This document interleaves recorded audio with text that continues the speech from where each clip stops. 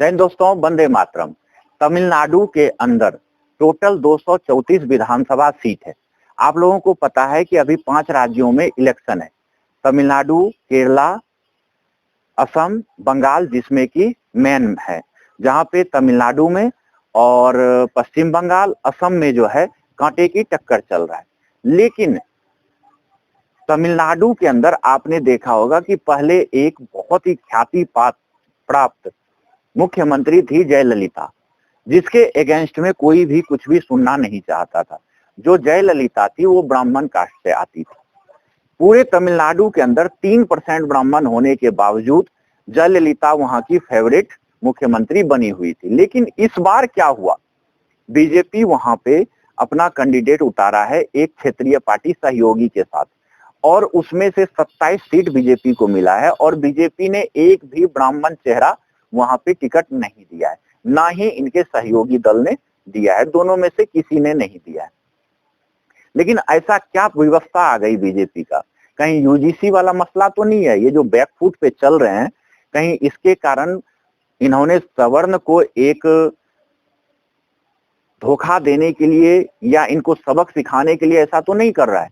कुछ भी हो सकता है भाइयों। लेकिन वहां पे जो 3% ब्राह्मण है भाइयों, वहां पे उनकी अच्छी खासी स्थिति है, क्योंकि वहां पे उनके खुद के कमेटी चलते हैं, खुद के काफी कंपनी है जो कि ब्राह्मण के ट्रस्ट के रूप में वहां पे है। इसलिए इन सब से ज्यादा उनको मतलब नहीं रहता है। लेकिन वहीं पे दूसरा पार्टी जो है, किसी ने 6 सीट, किसी ने 5 सीट, किसी ने 10 सीट ऐसे करके दिया है।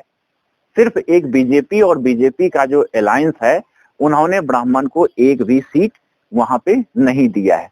बाकी सवर्ण की तो आप बात ही छोड़ दो, क्योंकि उन्हें अब लगता है बीजेपी को कि कहीं अगर बंगाल में हमारी स्थिति अच्छी हो जाए, असम में हमारी स्थिति अच्छी हो जाएगी, तो तमिलनाडु को कौन पूछता है, क्योंकि वहां पे हमारी स्थिति ना पहले अच्छी थी ना आगे अच्छी होगी। और ना ही दमखम के साथ जो है बीजेपी तमिलनाडु के अंदर उतरना चाहती है। बीजेपी का सबसे ज्यादा फोकस जो है पश्चिम बंगाल और असम में है। असम में हेमंता बिस्वा शर्मा जो है, उसके कारण हो सकता है बीजेपी की जीत हो जाए। बाकी केंद्र की नेतृत्व का वहां पे कोई भी फंडा नहीं चल पाता है।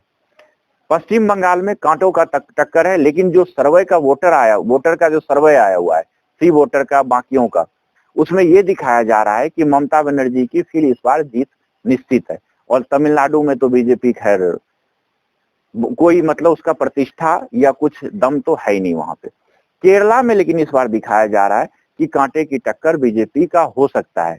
लेकिन मोदी आज के डेट में अगर बोला जाए तो Modi versus BJP, BJP versus Modi, मतलब दोनों एक है। बीजेपी का अब बीजेपी नहीं बोला जाता है, मोदी का पार्टी बोला जाता है, अमित शाह की पार्टी बोला जाता है।